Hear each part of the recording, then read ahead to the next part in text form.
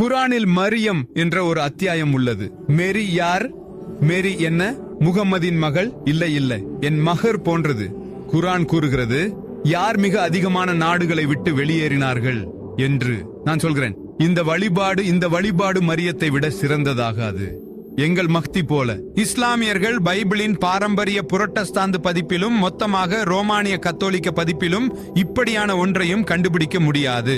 பாருங்கள், நீங்கள் அவர்களை உருவாக்கினால் அத்தகைய புத்தகம் படித்து அவர்கள் முகம்மதனை உருவாக்கிக் கொள்வர். இது குடும்ப வரலாறு.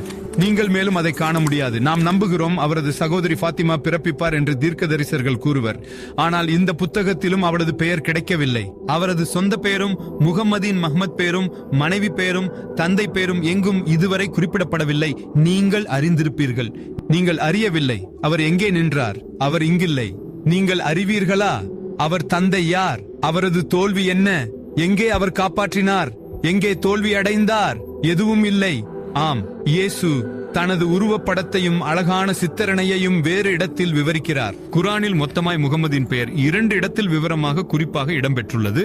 இயேசு 25 முறை, முசா 136 முறை. இல்லை, இது ஒரு முற்றிலும் மட்டுமே மிக கற்பனையான புத்தகமே.